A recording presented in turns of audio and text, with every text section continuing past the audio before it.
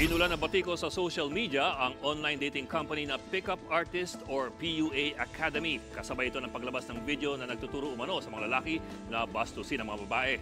Ayon sa grupong Youth Against Sexual Harassment, malayo raw ito sa sinasabing seminar para sa mga lalaking natotorpe at hindi marunong manligaw. Viral ngayon ng video ng seminar ng kumpanya. You don't need anything. Pagpasok nyo dun sa hotel and then that's it. May mga girls na pakipot, gusto nila yung mga dominant guys. Paano mag-approach? Huwag kang magpa-partner dahil gusto mo lang. Ano nga value mo? Sino ka ba? Alam nga naman hindi porke magaling ka lang, sweet bola-bola mo lang. Kahit gaano ka kagaling mambola, kung low value ka, wala rin. I met someone na kamukha ni J-Lo. Uy! Yan. Hindi ko man naririnig yung sinasabi niya dahil maingay yung sound. Pero my God, man, yung reaction ng babae ba? Really? Tapos, one time, na sumama ako sa friend ko sa church, doon ko na-meet. Sa church? Mabait pa sa ako church pala.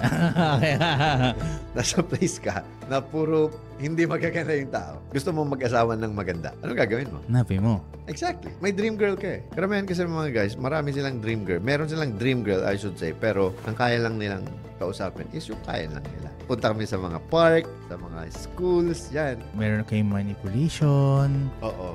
Tapos parang meron kayong pinipilit na students na ilabas yung video nila, parang something. Oo. Basically, ganun yung mga nangyari. Na parang talagang nasaktan is yung mga kasama ko. Kasi nag-viral din sila. Lahat kami nag-viral, actually. Pero ako yung pinaka-main, syempre.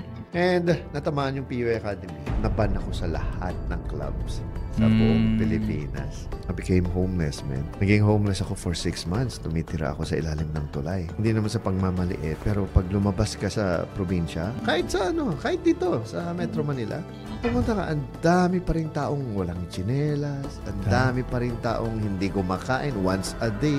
So, maawa ka talaga. Nag-focus ako ngayon sa money making. So, nag-business talaga ako. Ano naging business mo? Marami ako naging business. Unang business ko dati is maging contractor ako. Nagsasubcon ako sa mga politician. Kaya ako na padpad sa mga... So, ibig sabihin, malaki rin yung naging income mo during those days. As in, wala ako ang first politicians. Solid. And I just actually did it for fun. Diyan ako nagsimula. Bakit ko pinasok ng politics? Nakita ko na parang, okay naman maging politiko. Ang dami lang kasi mga tao na parang pag sinabi ng politiko, kurakot ka. Marami akong kilalang politiko na talagang mababait, na gusto talaga tumulong. Ang daming politiko na hindi naman nakapagtapos, walang alam, hindi naman, alam mo yun, walang pera, pero nananalo. So bakit politics ang pinasok mo? Sa totoo lang, gusto ko lang gumawa ng method. Talaga. Tara, magpatayo tayo ng sarili natin. Okay. So, nagpatayo kami. Ito yung PUA Academy. Yun na yung PUA. Yun na yung PUA Academy. And sabi ko, hindi ko kaya mag-isa. Kailangan ko ng mga coaches. Ang ganda ng pagkagawa niya sa sistema. And then, so, nung na-master ko yun, yung 4 years ko minaster yan, gumawa rin ako ng sarili kong method. Na pagsabay-sabayin lahat. Sino si Mystery para mas klaro yung natin sa mga viewers and listeners natin? Si Mystery is, ito yung tinatawag nilang the greatest pick-up artist. Sa sobrang smooth, magmula ngayon, ang tawag ko sa'yo, smooth.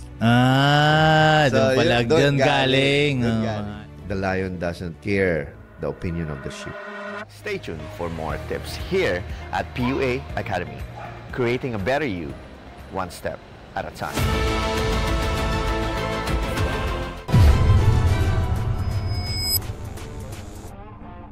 Welcome to Outbox, Thinking Outside the Box podcast, the show where meaningful conversations come to life. I'm your host, Mikael, and I believe in the power of dialogue, the strength of conviction, and the magic of connection. In this series, we bring you a wide range of guests who share their stories, perspectives, and experiences. Our aim is to connect on a deeper level and explore the valuable insights that emerge from these conversations. So join us on this journey, and together, let's discover the beauty in the art of conversation. This is Outbox, Thinking Outside the Box podcast, where the world comes together, one talk at a time. What's up, Digital Universe? Welcome to Outbox, Thinking Outside the Box podcast. And I'm your host, Mikael. And in today's episode, sobrang excited ako kasi invited a very powerful and inspiring guest. Isa siyang dating and relationship coach, politician, writer, and a content creator. Nakilala siya bilang isang pickup artist na nagtuturo paano maging confident, maging attractive, at magkaroon ng confidence ang mga lalaki. Founder siya ng modern dating brand called PUA Academy, but later on ni-rebrand niya ito into smooth coaching, and right now is a public servant na tumutulong sa mas marami pang tao. The most controversial pickup artist and the most notorious dating coach here in the Philippines. Without further ado, let's all welcome Smooth. Nagpalit pa. Hey. Nice. Ayan. Solid. Kamusta? Long time. Kamusta? Ganda naman ng interview sa akin. Hindi ko alam. Most controversial. The most controversial dating coach. Na-miss ko. Buhay. Kamusta ka? Anong pinagkakabalan mo ngayon? Busy rin. I still do boot camps, pero just seminars na lang. Seminar boot camps sa dating. And also, I still do TikTok content. Sa TikTok lang. Wala na kasi nag-edit sa akin. Ay, ikaw na lang. Dati, ang dami namin. Ang daming, alam mo yung, pag magsa-seminar ako, bigla na lang mag-volunteer. Ako na mag-edit lahat ng video mo. Ganyan. Ngayon, parang, syempre naglaylo-lin ako after ng viral namin. Ang ginagawa ko ngayon is TikTok na lang for dating. I just wrote my third book, The Love System. And also, humihingi ng, yung marketing ko, humihingi siya ng parang, gawan mo nga ako ng video module. So I think that's my next project. And also, pinasok ko rin ng politics. I just tried it. I just tried kung yung pattern or method ng pick-up, is it the same sa method ng politiko? It's easier sa politics, but it's different. Medyo iba yung approach mo. Pag halimbawa sa dating, you have to approach indirect and direct. Ang politics naman, you just have to approach hot approach. So ang hot approach kasi kilala ka na eh. So all you have to do is like shake hands, diba? Pero mas maganda pag mag-shake hands ka, syempre nandun pa rin yung mga body language. Body language, vocal tonality, eye-to-eye contact, that's very, very important when it comes to sa public service. Then, yung method natin sa pick-up or dating, meron yung A1, A2, A3, naalala mo ba yun? Alam mo ba yun? Hindi. Yung A1, A2, yung A2 kasi is yung time na siya yung, alam mo yun, siya yung magpapakita muna ng attraction. Ikaw yung mag-demonstrate na ako to, ako ganyan, ganun. Sa politics, hindi. Sila yung bida. So, nagigets mo different. So, parang sa dating, sasabihin mo na I'm this, I'm that.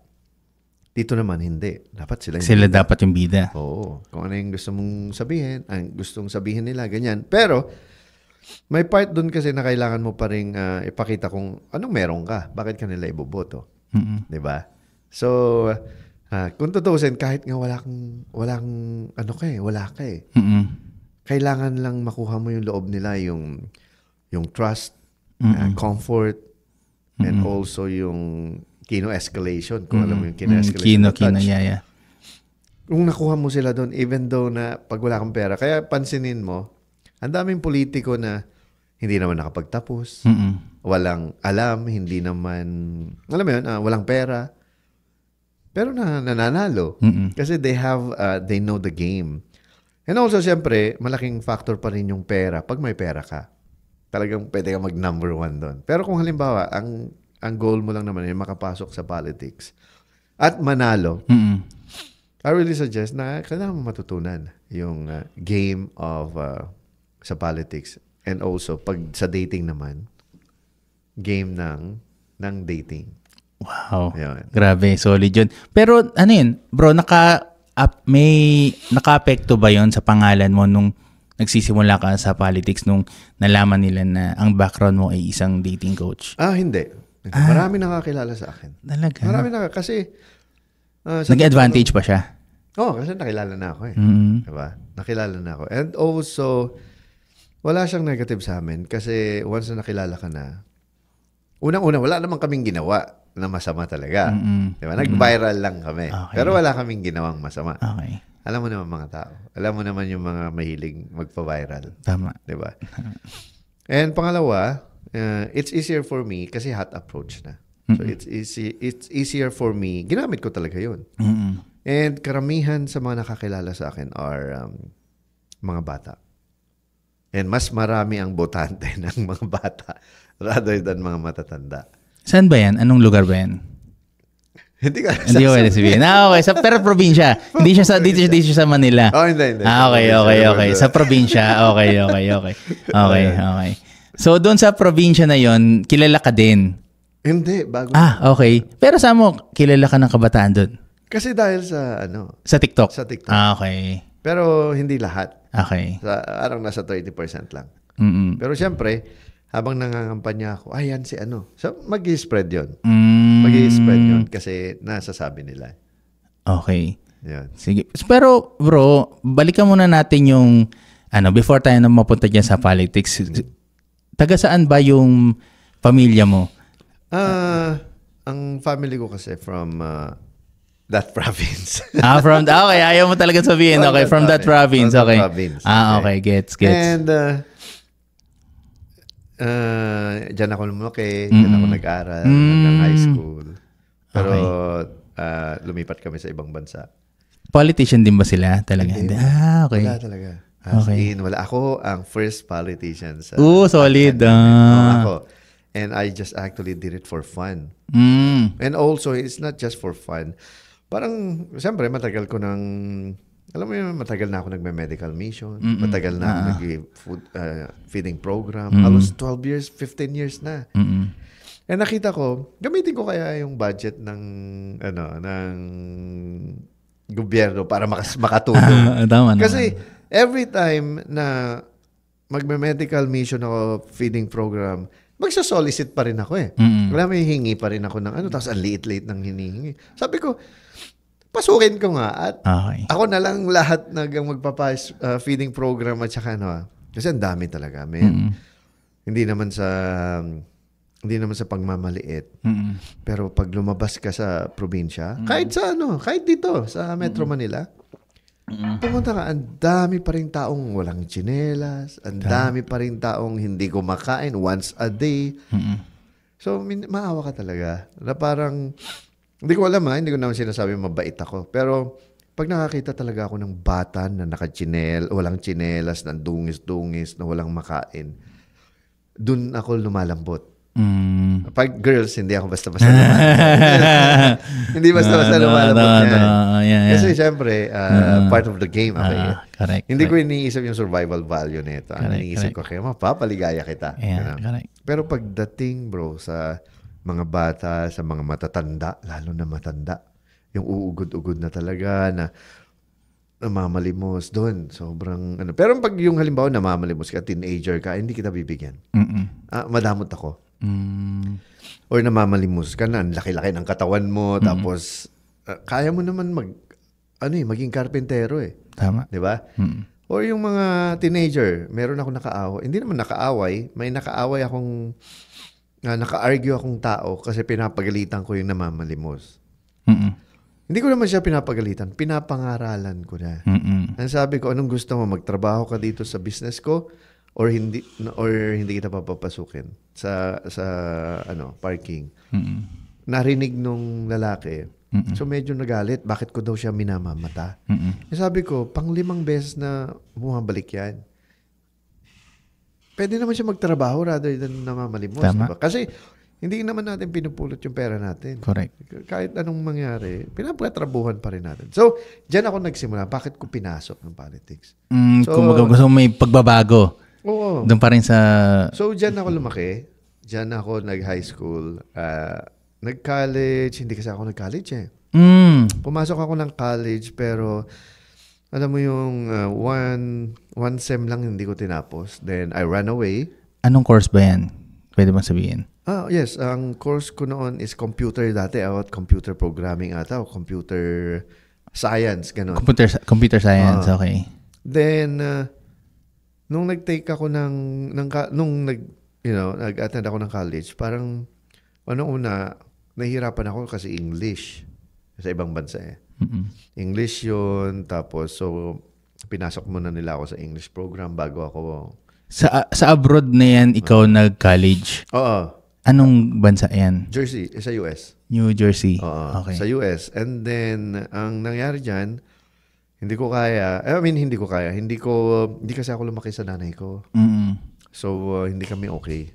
Hindi kami okay dati. So, pag napapagalitan ako noon, parang gusto ko magrebelde. Di ba? Siyempre, kahit ikaw naman, pag pinapagalitan ka ng taong hindi naman nagpalaki sa'yo, parang gusto Nagre-resist ka talaga. Ganyan, di ba? So, I was very young. And all I want to do is just have fun, and travel. So, what I did, I ran away. I became homeless, man. Naging homeless ako for 6 months. Tumitira ako sa ilalim ng tulay. Tira ako sa ilalim. Pero social pa rin, at least nasa New Jersey pa din. Mas mahirap. Mas mahirap. Mas mahirap ang buhay sa ibang bansa rather than dito sa Pilipinas. Ang homeless sa ibang bansa, wala kang kilala. Wala kang bahay, kaibigan, matitirhan. Plus, wala kang masasakyan. Dito kasi, pag homeless ka, makisabit ka sa jeep. Sabit lang. Makisabit ka sa jeep, pwede. Oo. Diba? Or makikain ka lang, may limos ka lang ng kung ano-ano dyan. Or kung sa probinsya kasi, may mga saluyot dyan o mga kamote. Pwede mong kunin eh. Sa palengke, ganun. Doon walang saluyot. Mga bagong asin. Wala. Asin, wala. Malinis. Mas mahirap ang maging homeless sa ibang bansa. Then, ayun, after ng buhay ko sa ilalim ng tulay. 6 months. Mga 6 months din ako. Kaya nafe-feel ko yung mga walang pera talaga. Nafe-feel ko yung mga namamalimos. Kasi namamalimos din ako noon eh. And the funny thing here is mayroon akong pinsan or boyfriend ng auntie ko na taga doon, taga Maryland. So sabi niya, dito ka muna. Pumunta kami doon. Ano yun? Nahanap ka niya? Hindi. Actually, sa text lang. Hindi pa kasi uso, wala pang Facebook noon. Okay. So, pero may dala mo na yung mga gamit mo, hindi ka nung umalis na dala mo yung gamit mo. Okay. Dala ko na. Isang bag lang yun. Okay. And 6 months is, alam mo, paulit-ulit na lang ako eh, ng damit. Ganun na yun. Homeless talaga, madumi. Makikita mo yung sapatos ko, dumi-dumi. And, bago pala ako nag-connect, meron ako nakilala sa McDonald's. Ito. Dito ko sila nagtrabaho ko rin kasi ako ng McDonald's. Nung nagtrabaho ako McDonald's, I got fired kasi nga, mabaho ako eh. Okay. Doon ako natutulog siya sa CR nila. Okay. Doon ako naliligo sa CR. Hanggang minessage ko ngayon. Itong kakilala namin from Maryland. So, lumimpat ako doon. Nagtrabaho ako sa Korean restaurant. Grocery store as janitor. Okay. Yan nagtrabaho ko. Janitor. Taga-ano ng kimchi. Yan ang nagtrabaho ko noon. I was very young, 17 years old. And then, I met someone na kamukha ni J-Lo. Uy! Yan ang mukha niya. Ilan taon ka niyan? I was 17. 17? Tapos she's 32. So, I met this girl. Then, ang nangyari dyan is, namatay pala yung asawa niya sa Iraq. Nasabugan. And nung nasabugan siya, nakuha niya lahat ng... pag namatay yung isang military kasi, ang laki ng benefits. Ang laki ng benefits. Parang $400,000. That's what? Times 50 mo. Diba? Ang laki. So, siya nag-alaga sa akin, yung 31 years old na yun. And then, nag-military na ako.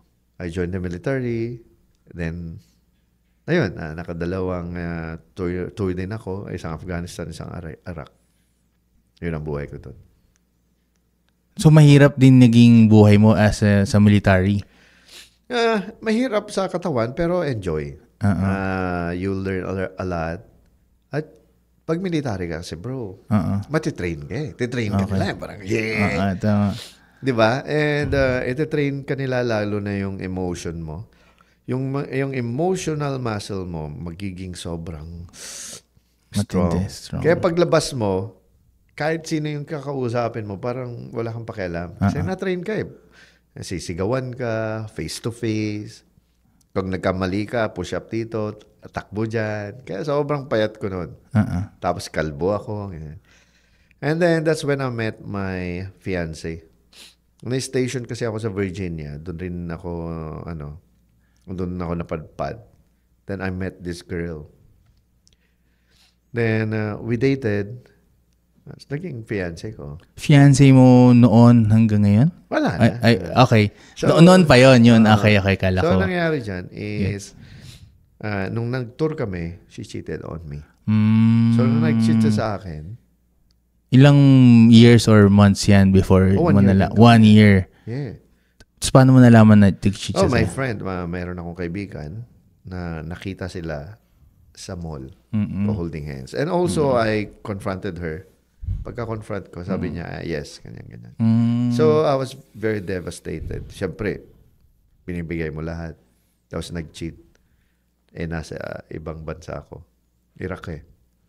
Okay, so saan mo siya nakilala tong fiancé? Doon sa Virginia. Sa Virginia. Alam mo yung, pa noon, pa-cute-cute pa. Can I get your number? So si kamukha ni J-Lo, nawala na siya sa picture? Wala na, no. Okay. Wala na. After ko kasi, before I joined the military, siya ang kasama ko. Nung nag-join na ako, doon na nawala. Nawala na siya. Parang lang siya. Ano ang naging sa buhay mo? Ano ba siya? Naging inspirasyon or naging wala? Parang siya yung binigay sa akin ng universe para hindi ako parang stepping parang yan eh. Parang stepping stone mo siya papunta sa military, ganun. Oo. Kasi naawa na siguro sa akin si universe, puro na lang ako dasal. Okay. Nagdadasal ako sa ilalim ng tulay. So, talagang binigay sa akin. Okay, sige, eto na. Okay. Kasi kung ano yung gusto mo, eto na. So, pag titignan mo, talagang bibigay eh. Okay. Bibigay sa'yo kahit ano. Basta, maniwala ka lang. Ganyan. So, si fiancé, doon mo siya nakilala sa Virginia, pero nasa military ka. So, paano mo siya na-meet? Stranger lang ba siya? Or ano? No, na-station kasi ako doon eh. Okay. Na-station ako doon sa Virginia. Okay. Doon, after ng bootcamp ko, training ko, doon ako pinadala. Okay, tapos? May base kasi kami doon, Norfolk. Then, doon ako. Tapos, one time, na sumama ako sa friend ko sa church, doon ko na-meet. Sa church? Mabait pa sa ako church nun pala. Okay. Doon nagsimula lahat. Okay. And then, became my fiancé after a year. Then, ayun na. Nung naloko ako, gusto ko na magpakamatay, men. Suicidal ako noon, men. As in, naloko ko na ba? Oo. O, diba? Ganun. Kasi ginawa mo lahat eh. Hindi ko alam bakit kaya nagagawa ng mga tao yun, no? Minsan tinatanong ko, ba't ko nagagawa yun eh? Yun lang. Pero, naiintindihan ko kung bakit. Kasi ang sarap magmahal. Oo nga. Diba? Tama. Ang sarap magmahal. Meron talagang, teka, mag-viral na naman. Meron talaga yung mga taong, kaya nilang magmahal ng isa.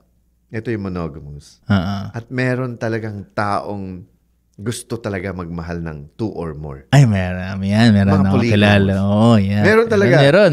At hindi kilala nila ko. Alam mo yung mahal nila yung isa at gusto na nilang magmahal ng iba pero equal yung pagmamahal. Nagigets mo? Tama. Meron. Mamaya itatakal natin yan. Magandang itopic yan. And aminin ko, ganun naman ako noon.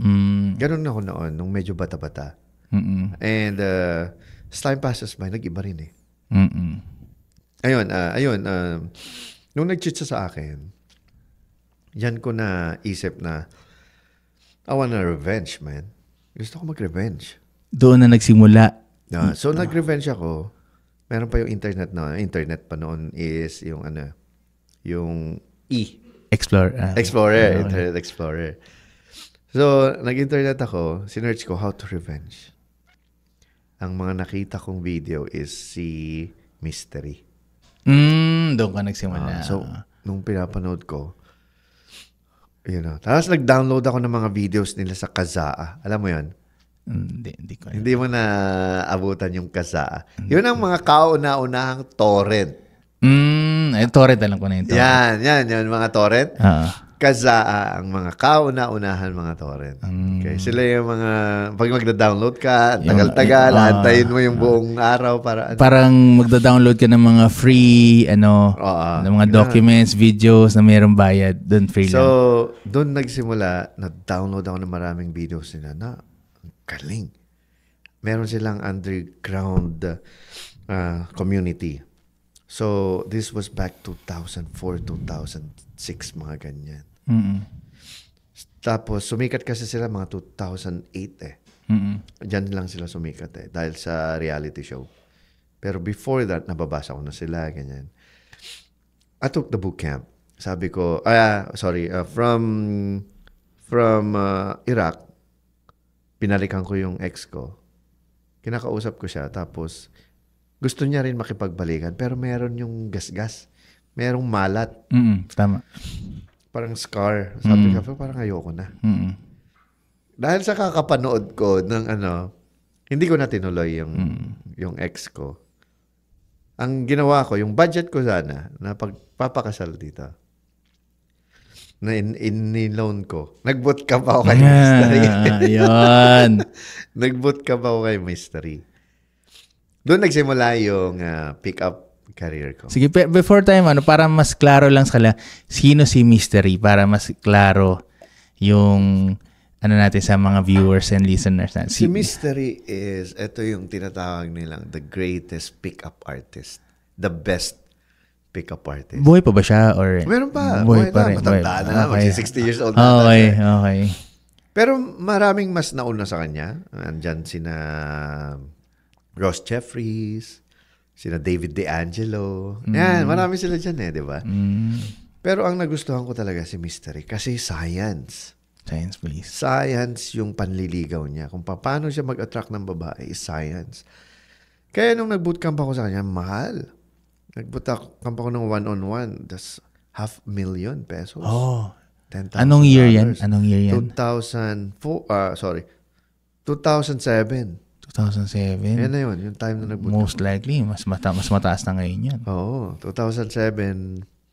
Then, naalala ko niyan. Wala na ngayon Wala na sila Nag-stop na rin. Okay. So, nung nag-bootcamp ako, na-meet ko sila sa Washington, D.C. Na-meet mo sila personally? Oo. Pumunta ako doon. Sabi nila, meron kaming seminar, yung classroom seminar, maramihan. Then, ako muna yung minute nilang una. Kasi one-on-one ako So, minute ko si Mystery. Nag-uusap kami. Oh, are you Asian? What are you, son? Oh, I'm Filipino. Tapos sabi niya, my favorite tawag doon, dessert is brownies. Kasi nga Filipino, brownies. Di ko alam kung racist sa tato. Di ba kung racist to. And brownies, sabi niya. Dahil, favorite ko siya kasi nilalaro ko siya sa may, tawag doon? Ngala-ngala. Sa gilagid. Pag nabasa yung brownies po, sobrang smooth daw. And sa sobrang smooth, magmula ngayon, ang tawag ko sa'yo, smooth. Doon galing. Pangalan mo. And after ng lesson namin, sabi niya, come back here 7 p.m. So, siyempre, may 2 hours akong nagpahinga ako, ligo ako, pabango, etc. Pagbalik ko ng 7 p.m., my God, eto na. Pumunta kami kaagad sa club. Pagpunta namin sa club, wala nang cheche borecho. Pagpasok niya, sabi niya, watch me. Pasok niya, hello, hi. Approach agad. And ito yung tinatawag nilang lording the game, the place. Kalimutan ko na yung mga terms. So, nilord niya yung buong venue. Kaibigan niya dito, kinausap niya pati waiter, pati mga bouncer, lahat kaibigan niya na. Siya ngayon yung parang center of attention ng buong grupo. Tapos, nung nakuha niya na yung attention ng lahat, pinili niya yung pinakamaganda. Nung napili niya yung pinakamaganda, in-approach niya lang. Sinabi niya lang na parang hindi kita masyadong napapansin. Who are you? Solid. Siya yung pinakamaganda. Sinabi niya yung pangalan. Parang in control siya lahat It's weird. I feel so good talking to you. But a lot of people looking at you like you're a princess. You're pretty, but gano'n, ang galing. Sabi ko, alam mo yung, hindi ko man naririnig yung sinasabi niya dahil maingay yung sound. Pero my God, man, yung reaction ng babae, parang, really? Ganyan. Parang na-hook na agad, no? Parang ano. Doon ako nabilib. Yung revenge na iniisip ko noon, parang, ayoko mag-revenge. Wala na akong pakialam dyan. Niloko muna ako. Maybe this is my life. Nag-bootcamp kami. After niya mag-approach, sabi niya sa akin, here, use your opener. Nagbigay kasi siya ng notes eh. Ang opener kong kauna-unahan kong ginawa is, naglagay ako ng laway ko dito sa isa. Tapos, hey, quick question. Can you smell which perfume smells better? Inamoy niya dito, walang amoy. Inamoy niya dito, yung laway ko. Sabi niya, this one! Tapos yun na yun. The rest is history. Na-addict ako sa dating. Na-addict talaga ako. Kasi nang bata kasi ako lang pumapansin sa akin eh. Pogi-pogi lang ako, parang cute, maputi, ganyan-ganyan. Pero walang pumapansin. Tinatawag nila, bakla to, walang nagkakagusto dyan, ganyan-ganyan. Kaya meron yung gigil talaga ako. Plus yung pain na naramdaman ko dun sa may ex ko. So gigil talaga akong matutunan yung method. Ang sabi niya, kailangan mong ma-master ang attraction, kailangan mong ma-master ang comfort, and then the seduce. So yung pattern na yun, sa kanya rin galing yun? Siya nag-invento. Siya nag-invento. And ang ganda ng pagkagawa niya sa sistema. And then, so nung na-master ko yun, yung 4 years ko minaster yan. Ang ginawa, gumawa rin ako ng sarili kong method. Na pagsabay-sabayin lahat. Kasi pag una, mag-a-attract ka muna. After mo mag-attract, pag-attracted na sa isang girl, sa comfort phase ka na. Then after mo mag-comfort phase, saka ka pupasok ng seduction phase. So ang ginawa ko, pinagsabay-sabay ako. Habang nag-a-attract ka, at the same time, nagbibuild ka ng comfort, nagsiseduce ka na rin. Gumagawa ka na rin ng seduction phase. So, gumawa ako ng method. Yun yung libro kong first and second book. Ito yung Smooth Seduction. Oo. So, yun ang maging buhay ko. Naging addict talaga ako. And after the military, ito yung time na lumipat na ako dyan.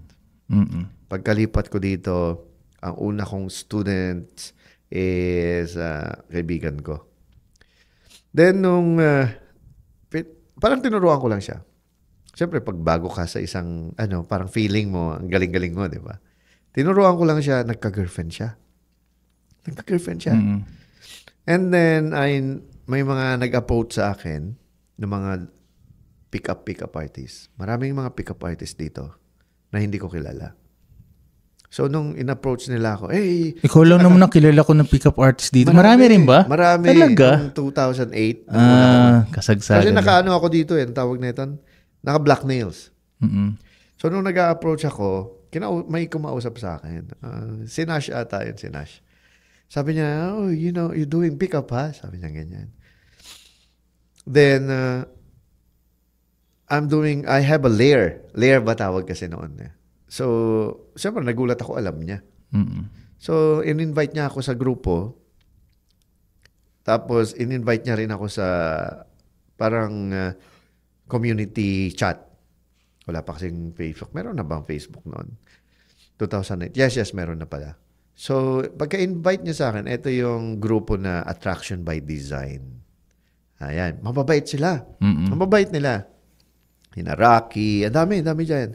Doon ko rin na-meet si Marco. Kilala si Marco?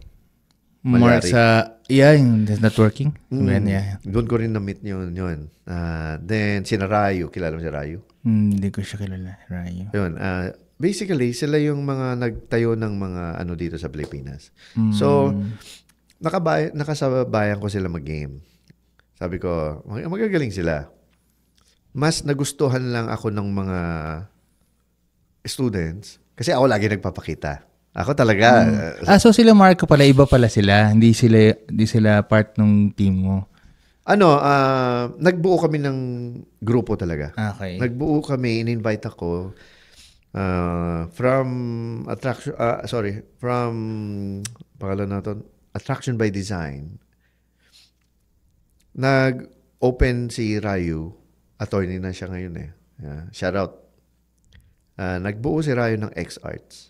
Ito yung Attraction Arts, which is company name after him. Kasi ang tawag namin kasi sa kanya dati is Rayu X. Tapos, nagbuo din si Nash ng, nakalimutan ko na yung pangalan niya. So, nagkaroon ng 2 grupo. Yung isang grupo, nagkaroon ng 2 grupo plus yung mga natira sa dati. Doon pumutok yung pick-up industry sa Pilipinas. Then, nagpa-seminar na, nagkakaroon na ng seminar. Ang napapansin ko lang is, ako lang lagi ang nag-i-infield. Kasi yun ang forte ko talagang infield dito, infield dyan. Hanggang, ang reason naman ng gigil ko sa infield is kailangan ko tapang gumaling. Kasi nandun yung experience nandun yung sa infield Hanggang, ang dami na nag-i-invite sa akin sa Davao. Na ang gusto nila, ako lang yung pupunta. Bro, pwede ba lang ikaw lang pupunta? Tapos sabi ko, may mga kasama ko. Tapos hindi nila tinutuloy. Tapos, meron akong nakilala na tao, which is, siya yung co-author ko sa isang libro, si Big Bob. Sabi niya, pwede ba akong magpa-bootcamp? Sabi niya, bayaran kita 50,000. Gulat ako. That time, ang laki na Yung 50,000 parang nasa 200 to 300 ngayon di ba? So sabi ko, sige. Pero 4 kami. Sabi niya, sige. Di ba? So ang ginawa namin, ayaw nila sa Manila mag-bootcamp. Ito yung mga Alabang boys. Ayan. Mayayaman yung mga Alabang boys. Nakatira sila mismo sa Alabang Hill. Ayala Alabang. Doon mismo sila nakatira. So they invited me. They hire me na ako lang, 4 sila. Magkakaibigan sila Binutcamp ko sila rito. Binutcamp ko sila sa Baguio. Tapos, na-addict sila. Inikot namin ang buong South Luzon. Hanggang doon sa Bicol. Every bar, alam mo yun, yung hindi kami nag-hotel. Ang ginagawa namin is na pumupunta kami sa mga computer shop. Pupunta kami sa computer shop, by CR sa computer shop. Doon na kami naliligo. Tapos, punta kami sa mga park, sa mga schools, yan. Wala kami talagang lang talaga, sinuyod yun lahat. Yes, hanggang doon sa Sorsogon. Pero anong purpose niya? Kasi gusto niya lang maging matuto. Gusto niya matuto. Okay. Kasi nga, broken-hearted din siya.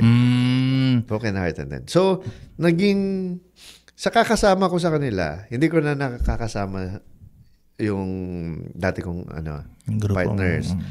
Then, nagkaroon ng parang samaan ng loob. Siyempre, mga bata pa kami. Di ba? So, magagaling, ganyan-ganyan. Pero siyempre, bata pa kami noon.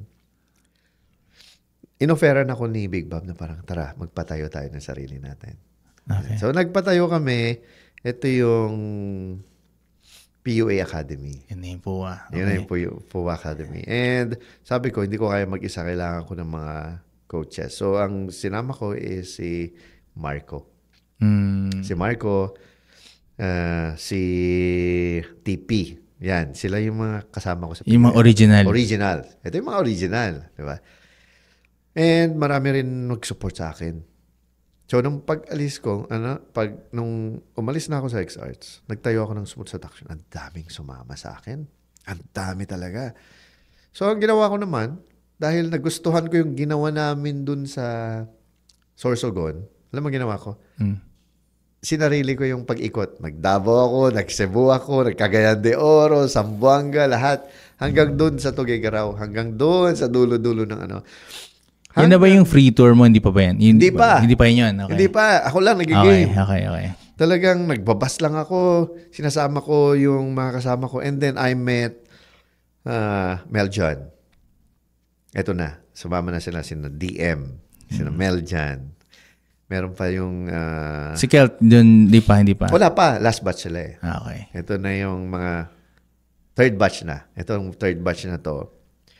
Sina Jex. Third batch na rin yun. Batch na. Pero sila MJ, sila Prince, ano siya, second batch yun. Mali, sila yung third batch. Third batch na rin. DM, paano na ito? Si DM, si Prince, si Mel, si Jex. Si Jex. Sila Kelt. yung mga... Si Kelt hindi pa. Hindi pa rin.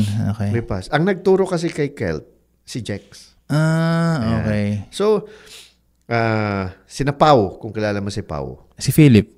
Hindi, last batch. Sa last na rin yun. Mga fifth batch na yun. So, yung apat na yun, meron pa yung isa, yung maliit eh. Saka si Mike Vega. Kilala mo si Mike Vega? Hindi. So, etong anim na to, sumama sila sa bahay ko. So, dun kami nagsimula na free tour. Yun na yan. Sa kaka-free tour namin... Parang sila naging solid eh. No? Kasi sila yung nag-free tour. So, yung pag-free tour namin sa buong Pilipinas, sumasama sila. So, basically, every city, nagkakaroon sila ng girlfriend. Kasi yun ang ginagawa namin eh. Pupunta kami sa Cebu for sinulog. Imagine mo ilang tao nandun, di ba? All we do is approach. Nakipag-usap lang kami sa mga girls. And sabi ko sa kanila, yung bahay kasi parang ganito lang kalaki yan eh. Tapos ang dami namin doon. Sabi ko, wag kayong uuwi. Hanggang wala kayong nakikilala. Nabago. Okay. So, ganun ang buhay namin doon. Imagine mo, lalabas kami 24 hours para lang makipag-approach na mag-approach for a month doon sa Cebu. Tapos lilipat kami sa Davao for 1 month, 2 months, just to do that. Ganun ang ginagawa na hanggang lumipat namin sa Cavite. Tumarya pa kasi sa Cavite. Kasi hindi namin ma-afford. Nag-free tour kami pero walang bootcamp. Nag-free, parang free marketing. Yeah. Free lesson, mga ganyan-ganyan.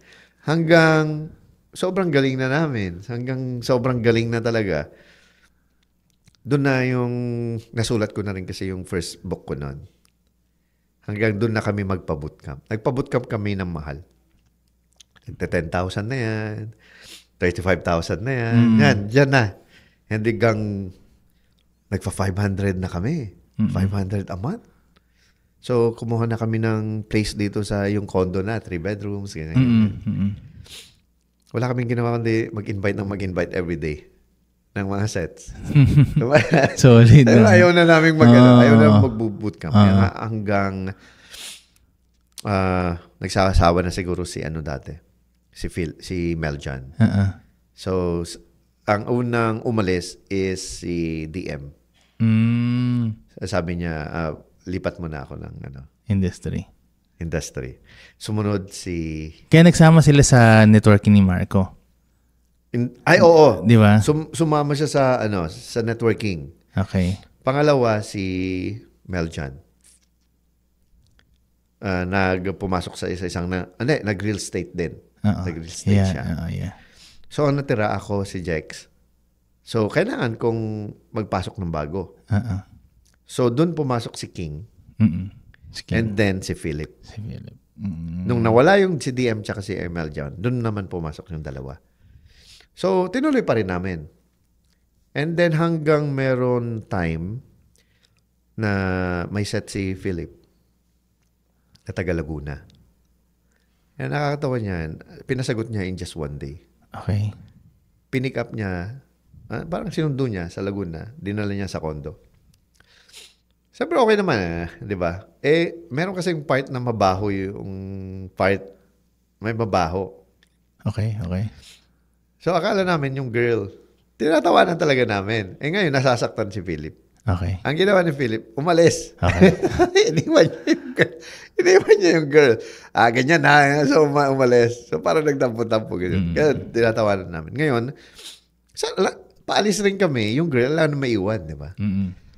Yung girl, Halika, kasama ka na lang namin. Sinama namin ngayon. Pumunta kami sa Tides. Pagpasok namin sa Tides, si Philip, may kamomol.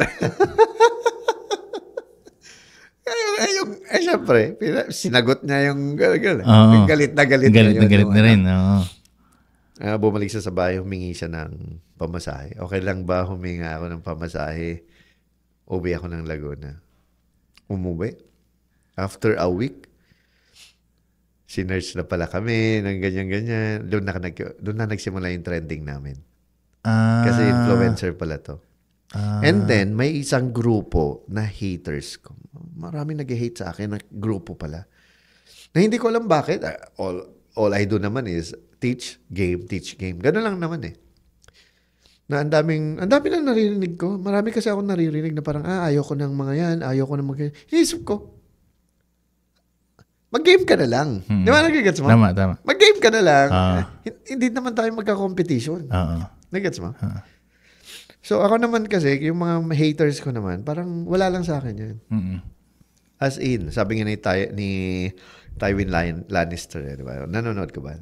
Game of Thrones. Sabi nga niya the lion doesn't care the opinion of the sheep. Sabi niya. Di ba? Yan ang isa sa mga gustong-gusto kong quote niya. So again, nung naririnig ko na marami akong haters, wala akong pinapansin na haters hanggang marami na pala akong haters sa GC ng PUA Academy. Yung GC kasi open kasi. Open. Mag-post ka ng nakaubad ka doon or mag-post walang ka naka-filter. Walang mga filter. Kasi nga, inopen ko lang pero walang moderator. So, marami palang nagyayabang-yabangan doon. Hindi ko alam. Hindi mo napapansin. Kasi nga ako hindi nga ako nag-check na. Inopen ko lang for the sake na my community. Ang nakakaalam na marami nagpo-post doon, mga instructor ko, sina King, sina Pao, at sina Jex. So, nung nagulat ako na ang dami ng screenshot. Yung screenshot na yun ang mga nag-viral. Nag-viral yun. Kasi yung naging virality noon, sinasabi na meron kayong manipulation. Oo. Tapos parang meron kayong pinipilit na students na ilabas yung video nila, parang something. Oo. Ganon. So, basically, ganun yung mga nangyari. No, parang nagpo-post kasi sila doon. Parang halimbawa, may ego kasi mga lalaki na pag may na-date silang maganda, pinapost ka agad nila. Parang yabangan. Ganun. Yun ang mga nangyari. Hanggang, ang nakakatawa niyan, unang viral yun. Pangalawang viral is ako. Nung meron ako nabanggit about forcing. If force mo, parang ganyan. Yun. Diba? Yeah. Which is out of context. Yes, oo. So, nung parang sinasabi na pag finurse mo, parang ano ba yung tawag doon? Yung babae, nakapapakipot lang. Oo, mga ganyan. Ayan, so, oo. Aminin ko, may mali rin ako sa words ko. It's just that, hindi yun ang ibig kong sabihin kasi. Diba? And then, the funny thing here, nung nag-trending ako, na-delete naman namin lahat yung mga videos and photos ng mga students na mga nag-screenshot. Pero ang mga nag-screenshot pala, yung mga haters ko. Tapos pinadala nila dun sa babae na haters rin namin. Yung babae na, yun na. Na-news na kami. Yan na. Siyempre nakakatakot din. Nakakatakot din. Na-news. Siyempre tumatawag na yung mga family members namin. Pero ako kasi, parang alam na ng family ko na parang malayo ako. Meron akong sariling... Pero alam ng family mo na related ka sa ganyang industry? Oo, alam nila. Okay. Alam nila. Pero hindi kasi nila ako pinapakialaman eh. Parang, wala. So, ang mga naapektuhan, yung mga instructors ko, sina Jack, hanggang pati si DJ mo talagang, di ba? Ayun, after nyan, nag-lilo. Ano yun, 2018? 2018. Meron pa akong girlfriend noon, si Rasha ng girlfriend ko eh. So, nung nakita kami sa news, eto na, nakaka-stress. Alam mo yung, kasi first time ko eh. Nakaka-stress, anxiety, sobrang nakakatakot. Pero dahil sa sobrang dami kong rejection, sa mga girls. Yung emotional muscle ko, parang nasanay ako sa negative. Parang, I don't care. Parang ganon. Yung ano ko. So, parang yung mga talagang nasaktan is yung mga kasama ko. Kasi nag-viral din sila. Lahat kami nag-viral, actually. Pero ako yung pinaka-main, syempre. And natamaan yung PUA Academy. Naban ako sa lahat ng clubs sa buong Pilipinas. Pumunta ako dito sa sa Valkyrie dati. Wala, ayaw kanila. Silo na ngayon. Pumunta ako sa Purple sa Baguio. Ayaw kanilang papasukin.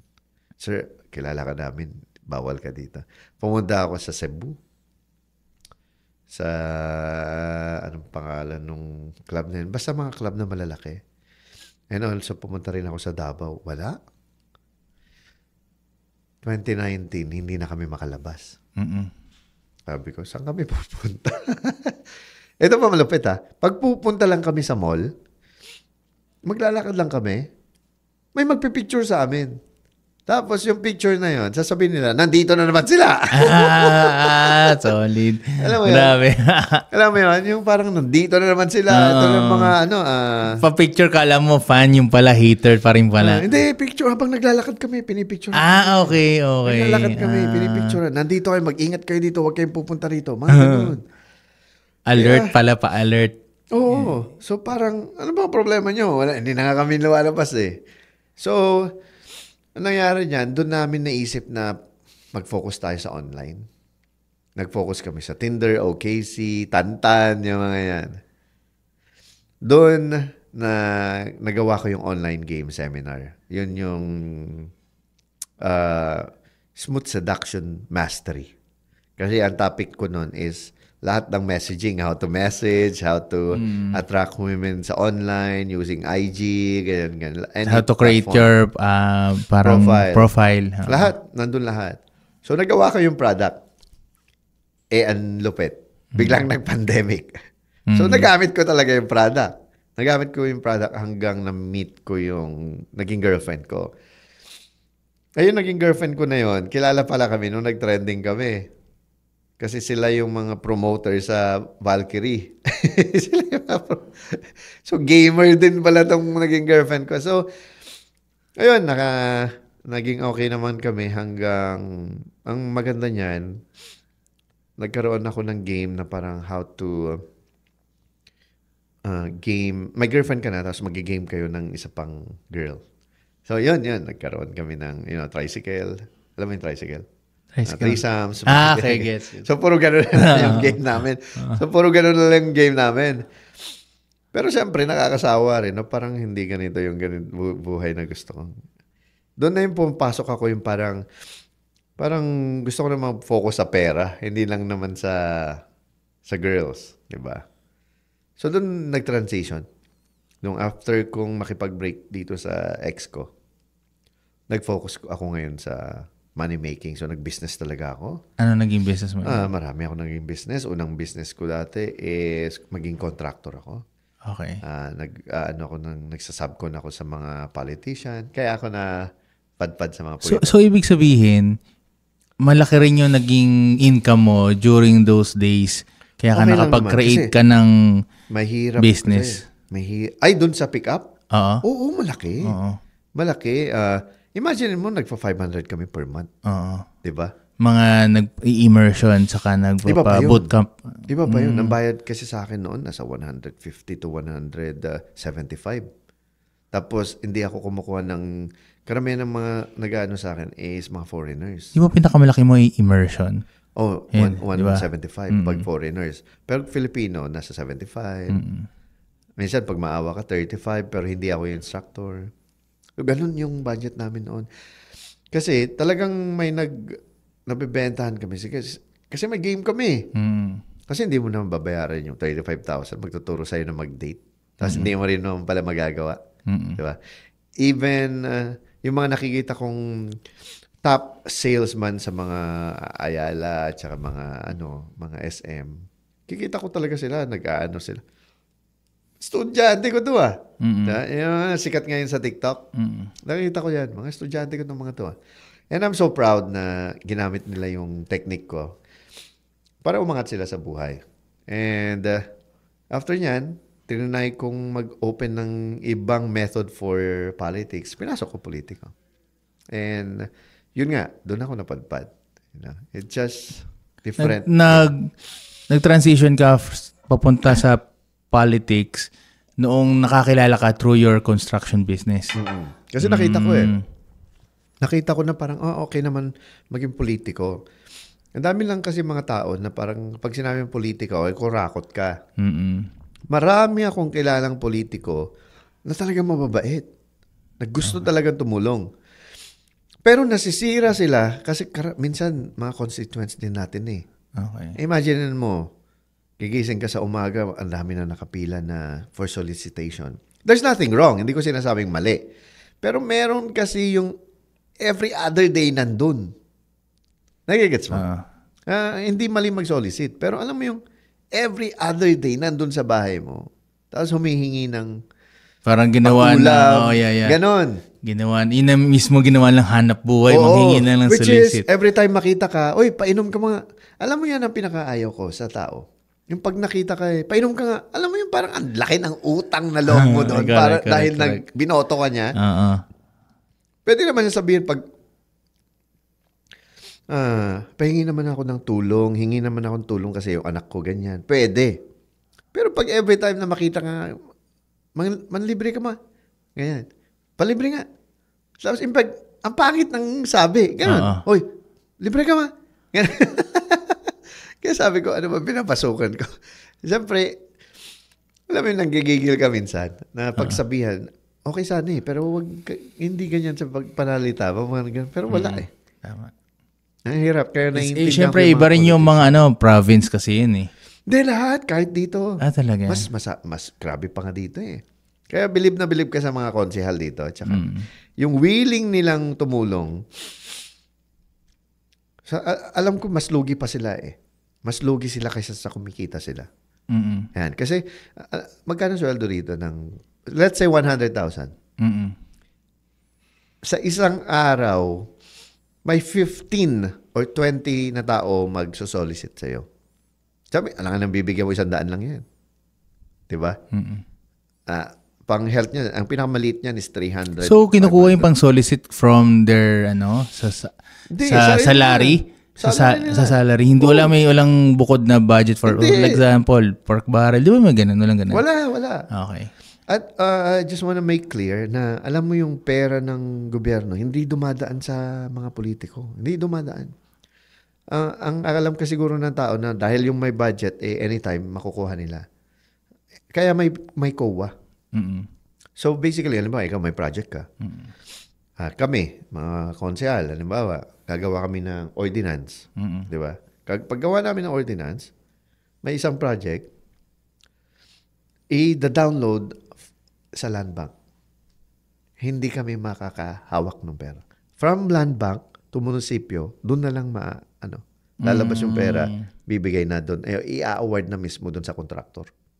Hindi talaga dumadaan sa inyo. Hindi. Tapos yung contractor na lang, lalabas niya yung pera. So to question ko for So ibig sabihin, posible pa rin na magkaroon ng mga tinatawag na SOP. May ganun sa politiko, di ba? Na yun? Discretion na yun discretion na. I'm gonna be honest, meron yan. Kalokohan pag meron. yung mga mayors ng kasi sinasabi niya na mismo. Kumbaga hindi na dumadaan sa'yo, pero si contractor na yung bahala doon.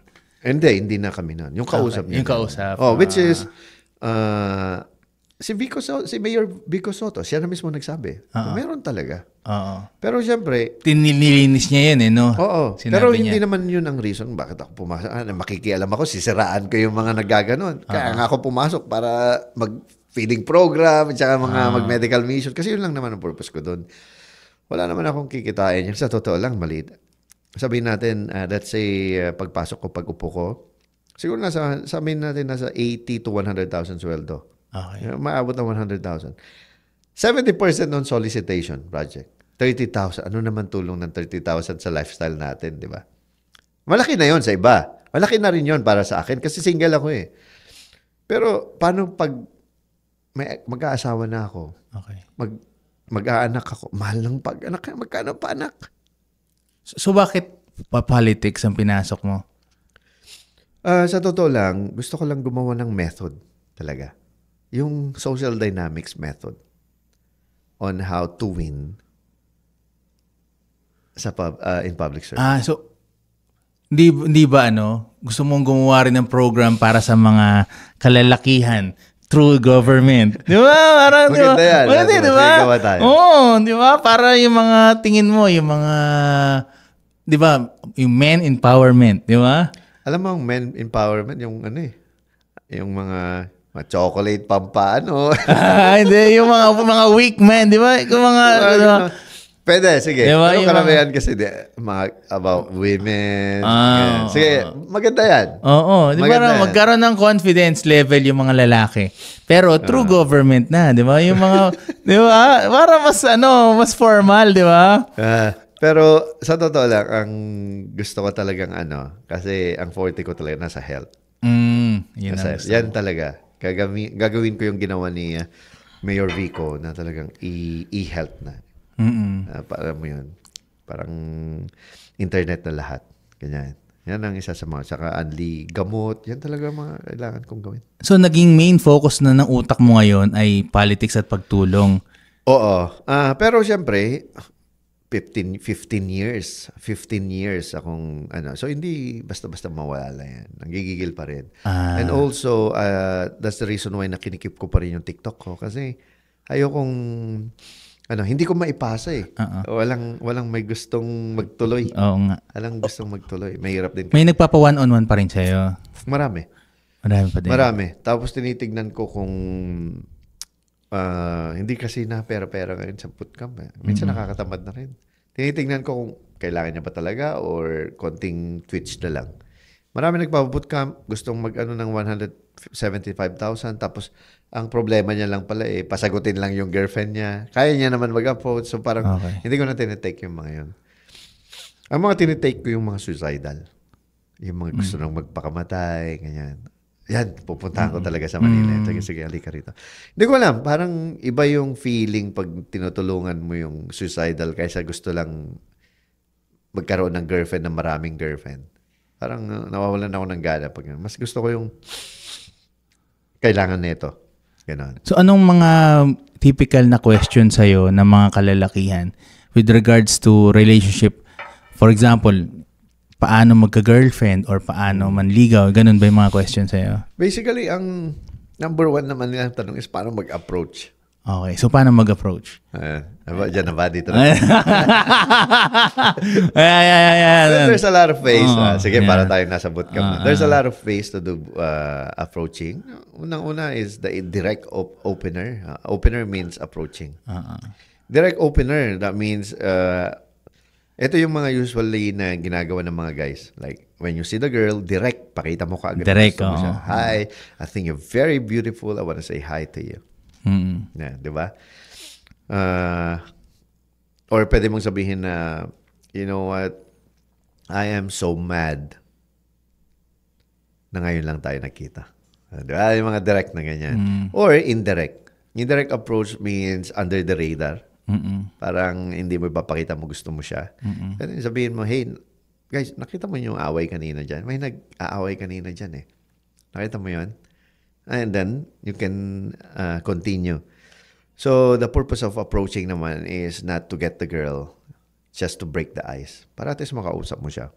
And then, we have different patterns na. The attraction pattern, and then the comfort pattern, and then the seduction pattern. Karamihan kasi ng mga tao, nagsisimula sila dito sa Pilipinos, nagsisimula sila sa comfort phase, which is they're trying to be nice. They ask lot of bunch of questions. Nagtatanong sila ng mga, what's your name? What's your job? Where you from? Etc. So, walang attraction. A friendly conversation. And that's the reason why na nagiging friend lang sila. Walang attraction eh. Or minsan, karamihan, nagyayabang pa masyado. I have this, I have that. Papogi points, which is hindi naman ganon. And most of the guys, hindi nila alam kung ano ang attraction switches ng mga babae. kung saan sila talaga na-attract. And the biggest mistake na ginagawa ng mga lalaki is they think ang nakaka-attract sa mga girls is the looks. Yeah. Hindi nila alam na sila kasi yung naghahanap ng looks. Tayong mga lalaki kasi, ang primary attraction switch natin is yung mga looks. And ang secondary is the personality. Ang babae, iba. Ang babae naman, ang first or primary attraction switch nila is the personality. Anything na hindi nila nakikita. Yan ang mga, or hindi siya tangible. Absolute ba yan? Oh, let's say confidence. Hindi mo naman nakikita ang confidence, pero nararamdaman. I mean, absolute ba yan sa lahat ng babayan applicable na ang tinitingnan nila ay confidence? Mostly. Mostly. Kasi sa totoo lang, may mga babae na talagang survival na lang eh. Parang, okay, mayaman to, sige na. Diba? Pero mayroon pa rin talagang tumitingin sa looks pa rin yung mga girls. Meron pa rin. Meron pa rin. Secondary kasi siya eh. Okay. Secondary pa rin. Okay. Pero hindi yun ang reason kung bakit mo magugustuhan yung lalaki. Diba? May gwapo kasi na confident siya. May gwapo na decisive siya. So mostly, ang mga attraction switches ng mga lalaki, I should say, ng mga babae, ano nga ba ang mga attraction switches nila? Saan sila na-attract? Number one, confidence. Diba? Pangalawa is confidence, competence, yung nandyan lagi, tuloy-tuloy, leader of men. Okay? Ito yung pagiging alpha male. Hindi naman totally alpha male, pero nagli-lead. And also decisiveness. Kailangan, paggawa mo ng mga decision, alam mo yung gustong-gusto ka, saan tayo kumain? Saan mo gusto? Di ba, mostly mga guys, saan mo gusto? Anong gusto mo? No, mas gusto ng babae na pag nagkasama na kayo, wala ka na iisip. Wala na siyang isipin. Ikaw na lahat. Yan ang gustong-gusto nila. So, pinapakita mo na you're a good leader and partner. Willingness to emote. Pag malungkot siya, titingnan mo na yan. Ano ba? Papansinin mo ba yung emotion niya? Or wala? No, pansin ka lang. Kaya marami nakikipag-break ng mga girls. Kasi alam mo yung feeling nila parang, anong boyfriend ko walang pakialam. Diba? Yung leader of men means, parang, pati yung ibang mga lalaki, tinitingala din siya. Parang, hindi naman totally. Or pero, parang ina-idolize din siya. Hindi naman totally na ganon. Pero pag ganon, mas maganda. Okay. Mas makikita niya, ma-feel niya parang, gusto ko to . Okay. Pero pag halimbawa yung pagiging leader of men kasi, you know how to decide. Okay. Alam mo yung tama at mali. And hindi mo walang mangyayaring hindi maganda sa mga kasama mo because you lead them in the right way. Ganon. So basically, nililid mo yung girl din. Parang nasa isang tribe ka, ikaw yung leader doon. Ganon. So, tama ba ang mga babae, mas naniniwala sila sa feelings sila, ang mga lalaki naman ay logical? Mostly. Karamihan naman eh. Alam mo yung pag ang babae kasi, na in love, tapos na in love siya sa pangit, kahit anong sabihin ng mga friends niya, o kaya sabihin natin, na in love siya sa pangit na playboy, tapos kahit sabihin ng mga friends, ano ba yung boyfriend mo? Sinasaktan ka na nga niya. Pangit-pangit pa, niloloko niya. Ba't ka ba nag-i-stay? The reason why is emotionally invested ang mga babae. Pero here's the thing. Pag nawala na yung emotional invested niya, sa kanya lang maiisip na parang, bakit ko ba siya pinatulan? Ang pangit-pangit na niya. Yun. So, again, once na emotional attach yung feelings ng isang babae sa lalaki, mahirap yung pakawalan. Pair bond yun eh. Kasi nandun yung magic yata kapag yung babae ay naging emotionally invested sa lalaki. So, paano maging emotionally invested ang babae sa lalaki? Like, kailangan ba siya yung nagsaserve sa lalaki? Or paano ba yung step by step nun? Kasi yun yung siguro isa rin sa nagiging problema rin ng mga guys. Kaya siguro nagiging naghahabol sa mga girls. Well, mahabang proseso yan. Mahabang proseso. That's the reason why na may method tayo, the process eh. The first one is attraction. Kailangan mo ipakita, saan ba na-attract ang mga girls? Value. Ano nga value mo? Sino ka ba? Okay. Alam nga naman, hindi porke magaling ka lang, sweet bola-bola mo lang. Kahit gaano ka kagaling mambola, kung low value ka, wala rin. Kahit nga hindi ka marunong mambola eh. Kung high value ka, mas madidate mo pa. Paano pag high value ka na nga? Ibig sabihin ng high value is not because high status. It's not like that. The way you think of yourself, how comfy you are, comfortable ka ba sa skin mo, confident ka ba, or ano ba? Maraming characteristic ng isang ang isang attractive na tao, high value. Pero here's the thing, ang nakakatawa dyan kasi, pag nagawa mo ng tama yung phase 2, may phase 3 kasi, ito yung tinatawag nilang building comfort. Diyan ka mag-create ng trust, time, investment, emotional investment, physical investment, nandyan na lahat. The more na nagbibigay siya ng investment sa'yo, the more na mag-i-invest siya ng emotion. I'll give you example na. Let's say nagde-date kayo. The more na time na kasama mo, the more na nag-i-invest siya ng emotion. Tapos, the more na drama, may konting drama, tapos saya, tapos drama ulit, saya, nag-i-invest siya ng emotional investment. Ito pa malupit. Effort. Nagluluto siya sa'yo, nagpapaganda siya sa'yo. Or ginagawan ka niya kung may pinagawa ka sa kanya, project mo man yan, or work man yan. Yun, nag-effort investment siya. Or ka-text mo pa lang. Or kahit dalos 3 hours na kayo nag-uusap, effort din yun. Diba? Nag-i-invest siya ng time, effort, nag-i-invest siya ng emotion. And lastly, physical investment. May nangyari sa inyo. So imaginein mo sobrang daming investment. Doon na di-develop yung hook na sinasabi. Yun yung sinatawag nilang love. Oh, I love him na. Pero what if lahat yun nagawa na niya, pero hindi pa rin nag-turn out into relationship? So, ibig sabihin, fake lang yung mga ginawa ni girl? Wala pa akong nakita na ginawa niya lahat tapos walang nangyari. Walang relasyon na ano. Maliban na lang pag, karamihan kasi sa mga dyan, religion eh. About sa religion. Halimbawa, gustong-gusto ka ginawa ko na sa'yo tapos hindi ka pala same religion. So, kailangan mo mag-convert. Diba? Or, wala pa akong nakikita. Wala pa akong nakikita na fake yung ano. Maliban na lang, halimbawa, paalis na siya ng bansa. Hindi kayo pwedeng maging kayo. Kasi paalis na siya. Ganon. So, wala eh. Or, ayaw ka ng nanay niya. Ginawa niya lahat, ganyan, pero hindi pa pwede kayo kasi ayaw ka ng magulang niya. Ayan. Pero what if, for example, di ba nag-first date na kayo, second date, tapos on the third, hindi na natuloy yung third date kasi ginost ka niya. Ano kaya possible reason nun? Walang masyadong attraction. Yun. And also, kulang sa comfort. Iko-ghost ka ng isang tao kasi walang attraction. Hindi siya makikipag-jerjer sa'yo pag hindi siya komportable. So, basically, process yan. Ulitin ko. Mare-reject ka sa attraction, sa approach mo, if you don't follow the body language technique. Let's say, finalo mo, nag-hook yung approaching mo. Ngayon, mare-reject ka or mag-ghost ka pag nakita niya yung value mo, hindi pantay sa value niya. Hindi ka nag-create ng emotional investment, etc. So, may problema ka sa attraction phase.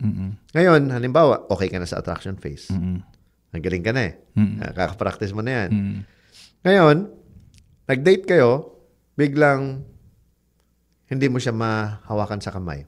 Attracted siya sa'yo. Pero ayaw kanyang hawakan. Why? Because kulang ka sa comfort. And also, komportable man siya, tapos masyadong matagal yung comfort, hindi ka nag-transition for seduction. Alam mo nangyari? Aalis din siya. Ghosting pa rin. Nainip na. Kasi nga walang spark. Ito yung sinasabi yung walang spark. Kasi nga hindi ka marunong mag-transition for seduction. So yun ang nangyayari. Ngayon, ito yung tinatawag nila na let's just be friends. After attraction, comfort, gustong-gusto ko niya ng una, komportable siya sa'yo, kulang na lang, alikan ka niya. Pero dahil hindi mo alam ang gagawin mo sa closing the deal, hindi kayo magiging kayo hanggang walang seduction phase. Hindi naman kailangan na may mangyari sa inyo eh. Yung the fact na nag-kiss lang kayo, pwede niya na kayang sagutin yun. Yung moment na I love you do. Yun na rin yan. Sa Yun na yun. seduction phase na rin Ah, yun. yung- Nag-I love. Meron intimate lang na feelings. Oo. Yun na yun. Yun na yun. Hindi lang kailangan na may mangyari. Kaya kasi yung mga virgins, pwede pa rin kayo maging kayo. Kasi you have that. Kahit nga holding hands, pag nag-holding hands na sila sa seduction phase, ano na yun? Parang kayo na. So, ibig sabihin nun, meron ng emotional pair bond. So, ang masaklap kasi, yung mga guys is takot na takot sila gumawa ng risky moves. Kaya minsan, nag-i-invite pa sila sa sinihan para dun nila gagawin yung Tama. yung holding hands, di ba? So, yun lang. Ang kailangan lang talaga nila is the technique, the method on how to step by step para makuha mo yung matamis niyang oo. It's not totally sex. It's not. That's the reason why I created Smooth Seduction. Ayun. Oo. Yan ang reason ay Seduction 1. Smooth Seduction 1 is the attraction phase. Smooth Seduction 2 is The comfort phase. the comfort phase and the seduction phase. Ito malupit. Paano pag naging kayo? Meron na yung method eh. Paano mo ngayon ma-maintain yung feelings nyo? Di ba? Paano nyo ma-maintain anong pang mga gagawin nyo, etc. Paano nyo ma-develop or makikip yung health, wealth, and love? The 3 triangle sinusunod when it comes to relationship. Kaya ako sinulat yung 3rd book ko. The Love System. The love system. Para at least tuloy-tuloy yan. Yung sistema yan. Imagine mo, 15 years as a dating coach. All I did is study how a relationship works. Yung infield decoded, di ba pa rin yun? Kasi sa mga infield mo na documented videos. Ang infield decoded kasi is all live footages. I mean, Videos talaga. mga video footages, I should say. Ito yung mga... Kasi pag ginawa ko yon, kasi alam kong pag matanda na ako, hindi na ako makakapunta sa club. Kung may pamilya na ako, hindi na ako pwede mag-club. That's the reason why ginawa ko yung infield decoded. Para pag binili mo, papanoorin mo na lang yung mga bootcamp ko doon. So, halos bootcamp yung mga yun. So, para nagbo-bootcamp, ito pala yung sinabi. Ganito pala dapat. Ganyan. So, series of videos, ang daming videos yon. Napapanoorin mo, plus ine-explain ko. So, yun ang infield decoded. Question naman din, no? So, paano naman magkakaroon ng girlfriend ang isang torpe? For example, hindi niya kaya yan. No, yung mga sinasabi mo, for example, torpe yung lalaki. Paano siya magsisimula? Kung wala siyang confident, hindi siya marunong maipag-usap. As in, ano lang siya, torpe.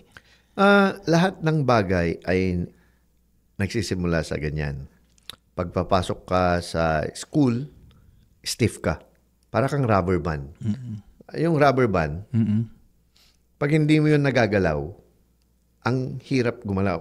Para kang So, first day of school, ayaw mo magkamali, ayaw mo ma-judge. Last day of school, parang, yeah, what's up? Ganon din sa pagdadrive. First day of driving, takot na takot ka. Di ba? Ingat na ingat ka. Ngayon, pag nag-drive ka, kahit na nagte-text-text ka pa eh. Di ba? Ganon din sa dating. Hindi ka magkakaroon ng girlfriend if you don't study. Pag torpe ka, we created how to approach. We created a method on how to approach. Follow 3-second rule. Pag nakita mo, follow 3-second rule, run your opener. Ano yung opener? May indirect, direct, funny lines. All you have to do is approach. Ngayon, what is your body language? Smile, eye-to-eye contact, lean back, and say your opener slowly. That's the perfect opener. Ngayon ang problema, pag i-reject ka, is because of those moves. Okay, pag nag-approach ka, the reason why i-reject ka is you talking too fast. You leaning in. You're not smiling. Hi, what's up? Diba? Your body language is too stiff. And also, you're shaking. Or minsan gumagalaw yung ganito mo. And that's the reason why nire-reject ka. Yan lang naman ang reason bakit ka na. Kahit nga anong sabihin mo. Kahit anong sabihin, papasok pa din yan. Imagine mo, nag-approach ako noon, mute ako.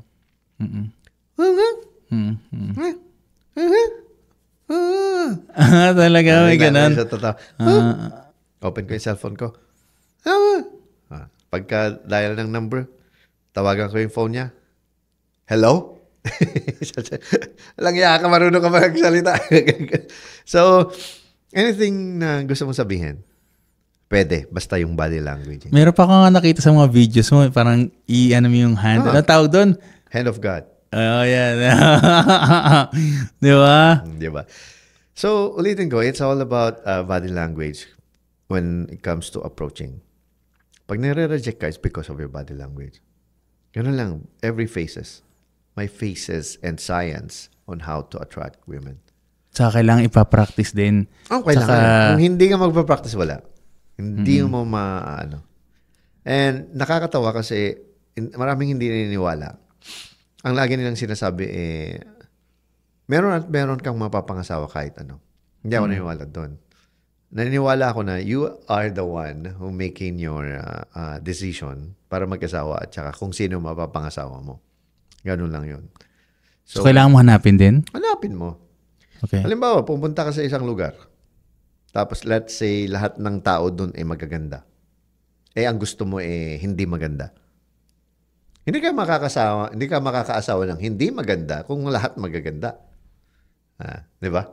So pupunta ka sa may hindi maganda, doon ka mag-ano. Balik rin natin.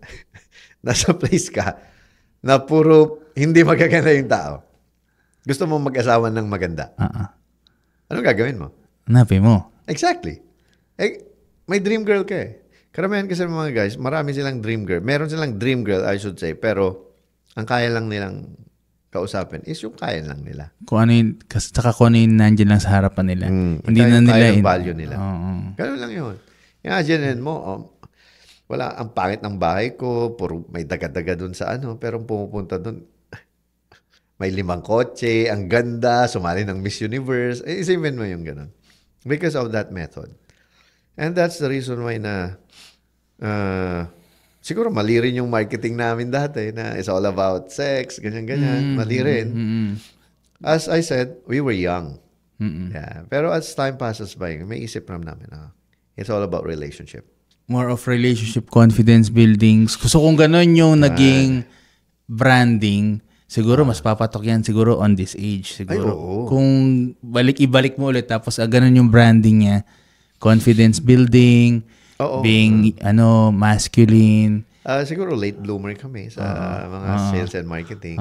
Kasi mas nag-enjoy talaga kami sa walwalan. Tama. During those years, hindi pa kami umiinom. Hindi kasi kami umiinom eh.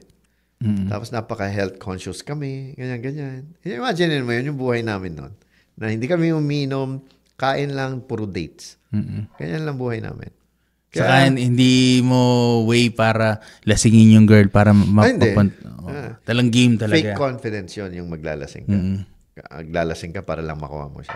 Paano pag naglalakad kayo, pagpasok niya ng elevator, biglang nandyan na yung ito yung dream girl kung tinitignan ko sa TikTok Anong gagawin mo? Te-text mo siya. Nakita kita sa elevator. Wala na. Nakailang girlfriend ka na ba?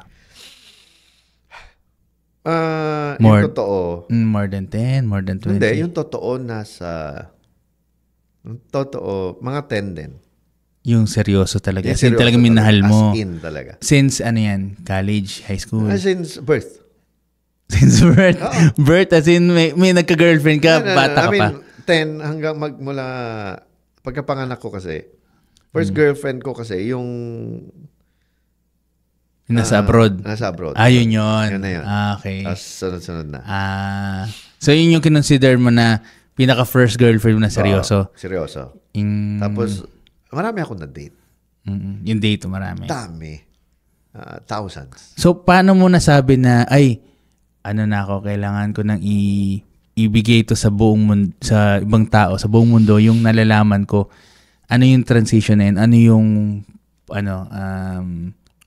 masabi mo na, ito na talaga. Kasi dahil ka naka-date or hindi? Or na-master mo? Kung sino yung perfect na girlfriend?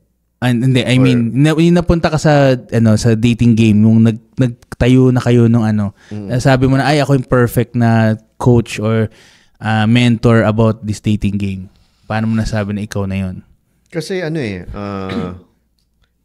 paano ko ba sasabihin, marami akong na-change na mga tao mga buhay ng lalaki. Ang dami. Sabi ko, ang dami kong na-change Seryosohin ko nga. Pero nagsimula yan sa kauna-unahan kong student. Kasi ang pogi niya, tapos, nagets mo? Pero pogi yun. Pero Para pag girlfriend. Para kung pangit. Mas maraming pangit akong estudyante. Ang dami, not to disrespect. Pero mas maraming pangit na estudyante ko.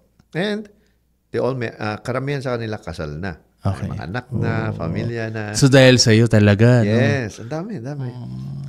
Pero mas nakakatawa nga yung pogi ka, tapos wala kang jowa. Tapos tinulungan kita, tapos nagka-jowa. Ayun na, mas matindi, diba? mas mabilis yun. Ang dami. Maraming mga high value. Imaginein mo, ang mga clients ko, ang mga magbo-bootcamp sa akin, are the people na pangit, loser, na may pera. Yun na yun. Kasi ang playboy naman, di naman magpapabootcamp sa akin. Magyayabang lang sa akin yan. Sasabihin, kaya ko din yan, smooth. Yeah, player Plus, hindi yan magsasayang ng 70,000 para mag-bootcamp sa akin. Hindi yan. Alam mo ang gagawin niya? Kayang-kaya, sa akin na lang kayo mag-bootcamp. Ganyan rin sa mga. Pero yung mga nag-bootcamp sa akin are the nicest people in the world. They are very smart. And karamihan sa kanila, mga lawyers, doctors, yung mga geek, sila yung mga nagpa-bootcamp sa akin. The fact na kailangan kong pag-aralan yung ibang method na para akong sobrang bad boy. Pero kung tutuusin, ganun yung mga estudyante ko. Na makikita mo, ang laki ng bahay. Imagine mo, alabang magpa-bootcamp pa. Mga doktor, mga celebrities nagpapa-bootcamp sa akin. Pero isipin ko na lang parang, you need this. Ganun. So ano naman masasabi mo sa mga multiple partners? Ikaw ba nagkaroon ka ng multiple partner? Oh yeah. Yeah, marami na meron akong 5 dati na sabay-sabay. More than. Tapos sabay-sabay kakasama, kakilala din sila. Hindi. Yung iba sinasabi ko, yung iba hindi. Okay. Pero sa totoo lang, I don't recommend it kasi kailangan pag magaganyan ka, kailangan tanggap ng mga girls.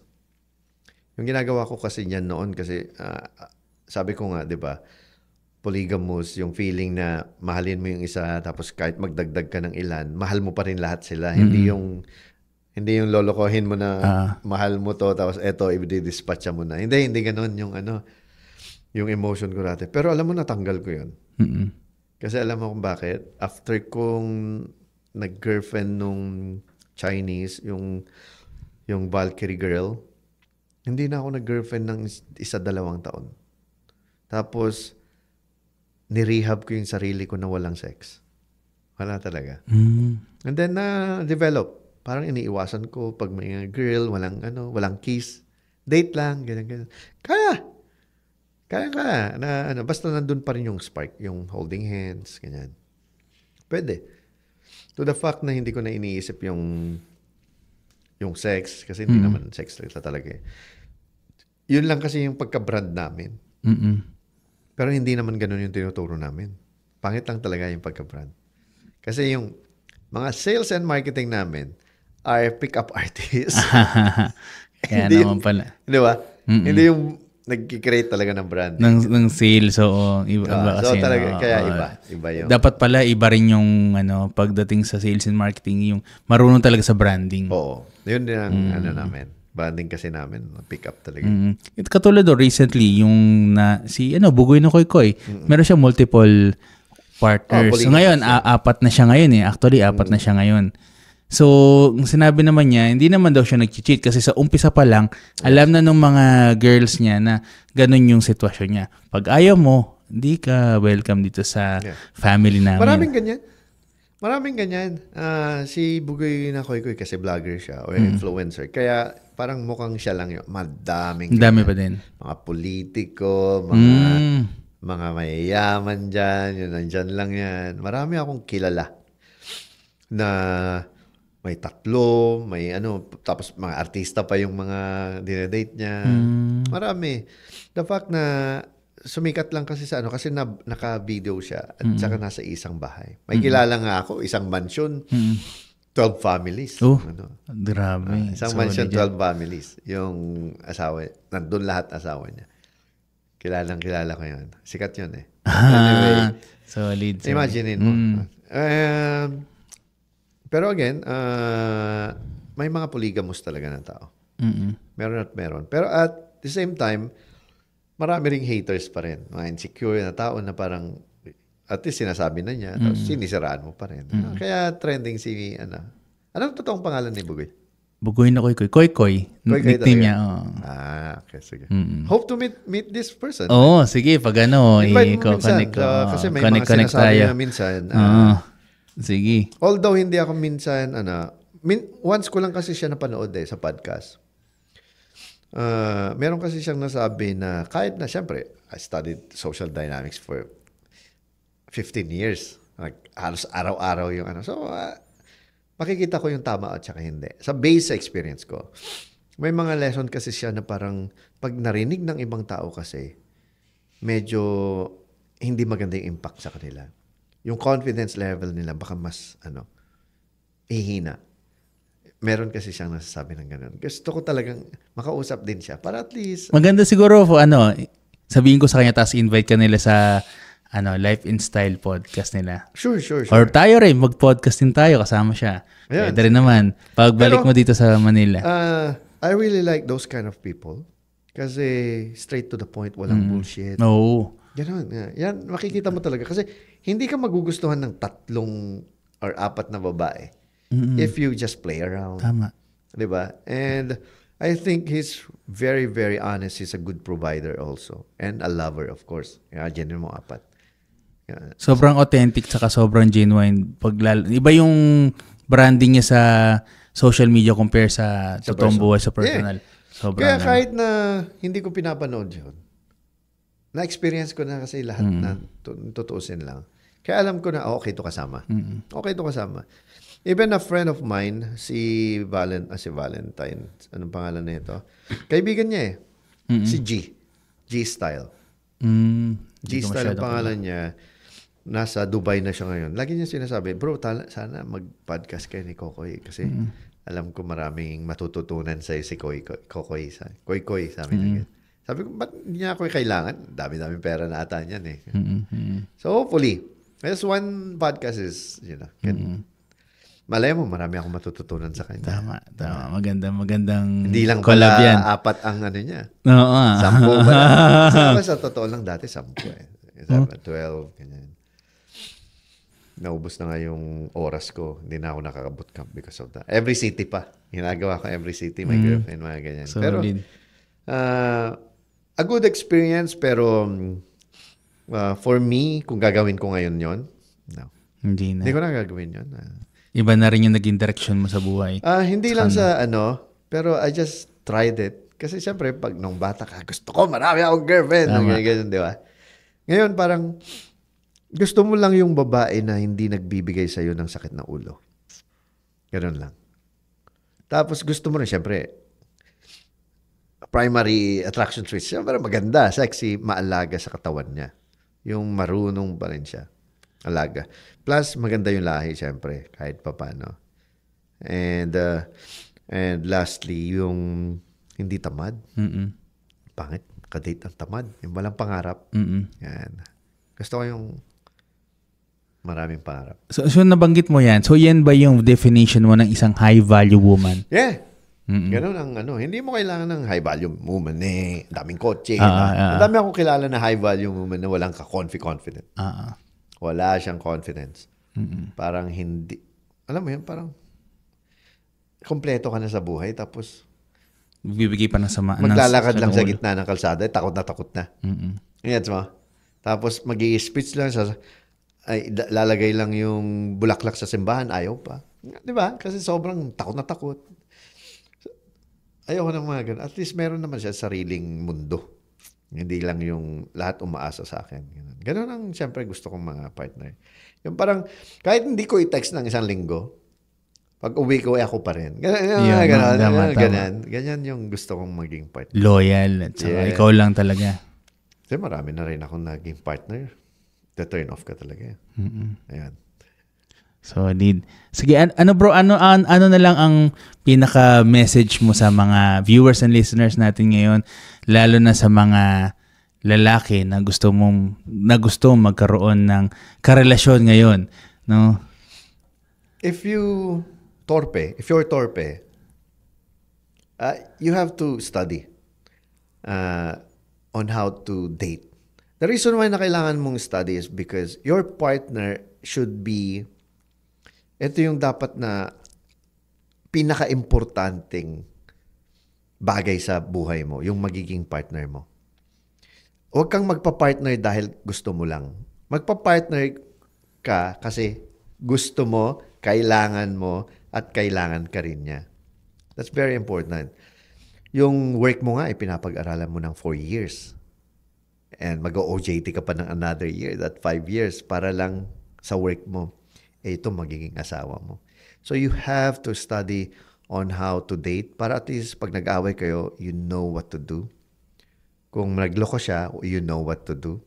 And also, alam mo ang gagawin mo para hindi siya magloko. Kasi pag hindi mo lang gagawin mo, ibaba mo yung SNR value mo, hindi mo ma-maintain yung triangle base ng isang relationship, wala yan.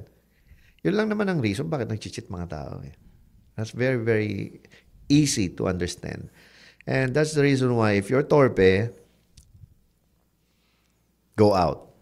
Talk to women. You only live, ang baba na ng lifespan nga natin ngayon. 80? Dati nasa 77, ngayon nasa 60s na. 60s na? Yeah.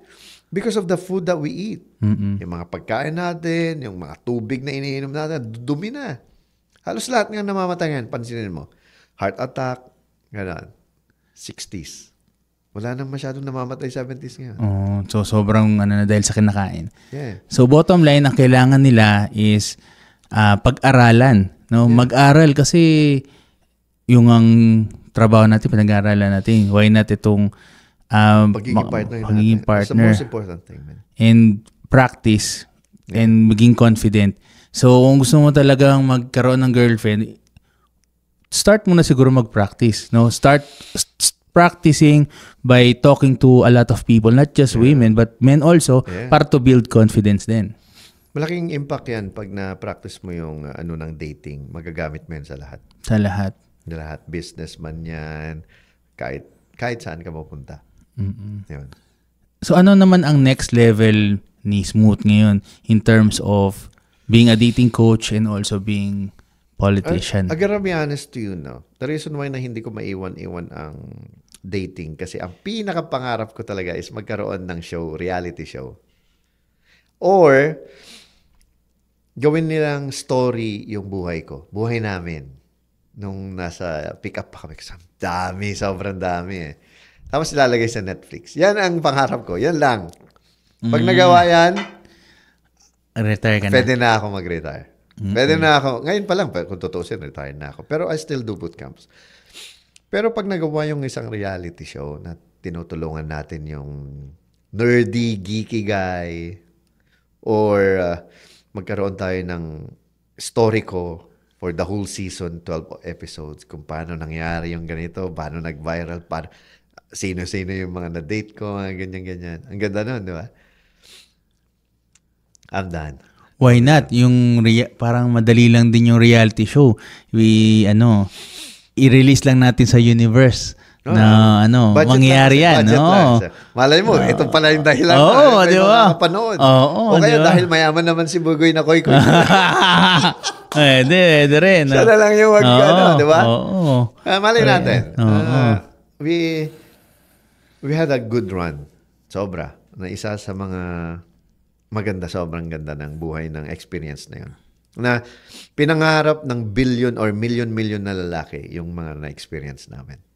Diba? Solid. And after nyan siguro, itutuloy ko pa rin yung foundation ko, Medical Mission, Meneses Foundation.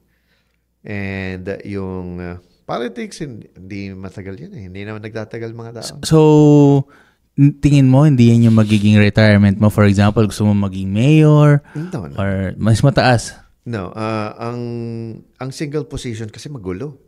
Okay. Hindi lang siya magastos, pero magulo. Siraan. Yan ang pinakaayaw ko, mga sira-siraan. So kung ano yung current na position mo, gusto mo dyan ka na lang May muna? mga position kasi na pangmaramihan. Okay. Halimbawa, konsehal. Maramihan yan eh. Okay. Hindi siya single position eh.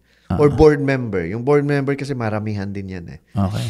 Hindi ako, never kong gagawin yung single position like vice, mayor, governor, vice governor, congressman, mga ganon. Hindi. Party list, pwede pa. Pwede, party list. Kasi wala kang makakalaban dun eh. Ang kailangan mo lang is 400,000 votes. So, hindi ka nangarap ng pang single, gusto mo yung pang maramihan lang, Oo, kasi pang ang group goal ko lang. lang talaga is, gagamitin ko yung gobyerno para sa medical mission talaga. Alam mo, siguro nakaisang 200 medical mission na ako sa buhay ko. Tuloy-tuloy. Eh di most likely, kung gusto mo ng ganyan, mag-next level ka to party list. Pwede. Pwede rin. Gawin Pang-national. natin. Pang-national yon. Tapos, ang gagawin natin, puro medical mission lang. Oo. Kasi sa totoo lang, Why yung not? healthcare system natin, hindi maganda. No offense sa mga nakaupo, no? Napapansin kasi nila dito lang sa mga city to city. Pumunta sila sa bundok, my God. Sa bundok, yung mga walang signal. Punta ka sa Luzon, sa Visayas, sa Mindanao. Maraming mga remote area dyan na walang internet, walang ilaw. Isipin mo, 2025 na. Nagpapadala ka na ng tao sa moon. Marami nang nakapunta na sa Pluto yung ano. Ilaw hindi makapunta. Nagigets mo? Nakapunta na lahat. Pati aso nakapunta na sa buwan. Yung solar lights, yung kuryente, hindi makakapunta sa bundok. Nagigets mo yan? And one of the reason why na kinakainisan ko is like, pati tubig. Imagine mo yung bayan ko, ha? Ang dami ng tao doon. May internet, pero walang tubig. Imagine mo yun. Walang tubig. Paano? Walang supply or ano? Walang supply. Hindi talaga dumadating yung ano? Kasi walang tubo. Alam mo gagawin nila? Magmomotor sila, pupunta sila sa ano, mag-iigib. Imagine mo yun. That's messed up, di ba? The most important thing na tubig, wala sila. That's fucked up, man. Di ba? So, iniisip ko, anong ginagawa ng mga gobyerno? Ganyan-ganyan. It's really hard to say something. Kasi baka isipin nila mayroon akong natatamaan. Tama. Pero, karamihan din, hindi rin nila kasi kasalanan. Kaya I think party list ang gumawa noon. Isa sa mga party list na yun. Tayo, Correct. Oo. Ang gagawin natin, yung tubig. Oo. Patubig party list. Yan. Ng walang tubig. Solido. Lahat ng walang tubig bibigyan. Ang dami. Madami pa rin talaga. Madami, bro. Ang Pati party list pala, dapat pala specific solution, no? Ano ba? For TODA lang yung mga tutulungan nila. Mga youth, mga kabataan party list. Mga Yung ganyan. katulad mo yung ngayon, sa healthcare, no? Yung mga pa-health mission, no? Isipin mo, marami kasi nag-focus talaga dito sa Manila. Kahit nga dito sa Manila, minsan nawawalan pa ng tubig, mga ganyan. Pero dun kasi, sa bundok kasi, kung tutuusin, walang ilaw. Bundok talaga kasi. Pero marami pa rin tao eh. Ah. Ang daming tao eh. Pero minsan, isipin mo, sa isang barangay may 2,000 na tao. Walang ilaw. So, nabuhay sila na parang paggabi, madilim talaga. Ang maganda ngayon, may mga solar lights na. Solar lights. Pero, solar lights, pagdating na alas 2, wala na yan. Di ba? Sakit sa mata ang solar lights. Pag mag-aaral ka, iba na yung kulay ng solar lights. Di ba? Ang dami talaga. Ang dami na... Ang sarap mag-medical mission, pero ang medical mission kasi parang band-aid lang yan eh. Parang medical mission, pero... Di ba? Dapat tuloy-tuloy na yung... Pag mahirap ka... May access na kaagad. May access na kaagad yun. Ngayon maganda. Alam mo yung... Mahirap ka na nga, wala ka pang access, wala ka pang tubig, wala ka pang kuryente. 2025 na, alam mo yung buhay nung 1985, ganun pa rin hanggang ngayon. That's 40 years na. Imagine mo, 40 years na, wala pa rin tubig. Sana naman, yung buong Pilipinas, yan ang number 1. Alam mo yun, tanggalin nila lahat ng project. Alisin lahat nila ang project. Ang gawin nila, mag-focus lang sila dito sa ng isang buwan. Kahit isang buwan. Kasi syempre, pag wala ng infra naman, medyo maluluma naman. Wala silang ifo-focus buong Pilipinas. Kundi kuryente, tubig, Saka gamot. saka ilaw. Ilaw. Well, kuryente, nandun na rin eh. Ilaw, kuryente, tsaka gamot. Gawin lang nila yon for the whole, lalo na yung dalawa, tubig tsaka gamot. Kasi, tubig tsaka ilaw. Kasi pag may ilaw ka, pag gabi, at least, yung mga magsasaka natin, walang kailaw-ilaw yung mga yan. Flashlight nila, maraming kawawang magsasaka. Promise. Sobrang kawawa talaga. Marami ring mga vendors na wala. Maawa ka. Kaya I'm so grateful kahit pa paano nakapunta ako ng Manila. Kumakain ako 3 times a day. Diba? Pero ang mess up naman to say, I'm so grateful. Parang sakit sabihin na. Nagigets mo yung sinasabi ko. Hindi ko masabi. Tama. I'm so grateful na tulungan ko sila. Mas maganda pa yun. So, ayun, sana. Ganun. At saka itong platform na to, sana may makatingin dito. Magtayo kayo ng party list nyo. Tama. Kuryente party list. Yun ang magaganda, no? Ilaw party list. Kuryente party, tubig party list. Ayan na. Lahat nila. Para focus talaga yung budget. Yun lang yung focusan. O kaya para at least kasi pag iisa, buong Pilipinas naman. Sabihin mo na, Luzon tubig party list. Sa buong Luzon. Pwede rin. No? Visayas mas focus. tubig party list. Ay, ang ganda nun. nun. Sa Mindanao, tubig. Para at least, ang mangyayari kasi, hindi makikater ng iisang party list yung hindi niya kaya. Diba? Tapos ganun rin gagawin mo sa ilaw. O kaya, Region 1, tubig. Per region. Tingnan mo. Hindi nila naisip na lahat yun, puro ganun. And ang daming tumatakbong party list, puro ganun lang din, no? Ganun. Oo. Yun nga lang, kailangan mo kasi na 300 plus thousand votes. Votes talaga, kailangan mo no? na 10% Sa votes. ato, 1% ata. Sa votes din. Marami. Maraming mga legit din na party list talaga. Maraming nakita ko na, ito tumutulong talaga. Yun. Grabe, sobrang napakaganda ng usapan natin, bro. In all areas na napag-usapan natin, sobrang nakakabitin. No, sana meron pa tayong sa susunod na may part 2 pa ito. With Koy. Yes. Sino ba mga kaibigan mo? Sa Two Joints, si Frank Mendoza, kilala mo yan? Frank Mendoza. May-ari ng MNLA. Baka nakikita ko lang. Nakikita ko lang. Part din siya ng Two Joints. Yan, sila si Tio Bray. Nakakilala mo na ba siya? Baka sa mga muka. Ayun. Kasi minsan nag-swipe ako. Ayan. Marami akong nakikita pero hindi ko lang yung pangalan. Ayun. Sobrang. Nakilala mo ako ba lang? Oo, pag para ma-meet mo rin sila. And bro, maraming salamat for saying yes to this podcast. Sobrang nabitin ako. Pero sana may part 2 pa tayo. And, yes, brother. Again, sobrang happy ako, na-appreciate ko sa pagpunta mo dito. And also, naramdam ko yung puso mo sa pagtulong. No? Kasi naramdaman ko yung diin ba ng mga nakikita mong problema ng ating Pilipinas, pero ikaw nandito ka, handa kang tumulong and ginagamit mo rin yung platform mo sa pagkakaroon ng sa dating na para maisulong din yung yung kailangan nila. Ayun, maraming salamat. Thank you so much again. Thank you so much, bro. Maraming salamat. And thank you so much sa mga viewers and listeners natin ngayon. If you found value in this episode, please follow, subscribe, comment, like, and share. And click that notification bell para updated ka sa mga bagong upload natin on YouTube, Spotify, TikTok, Facebook, Instagram, LinkedIn, and Threads. Marami pa tayong pag-uusapan sa mga susunod na episode. This is Outbox, Thinking Outside the Box podcast, where the world comes together, one talk at a time. See you in our next episode. Thank you so much. Yeah, pare. Thank you so much, bro. Maraming salamat.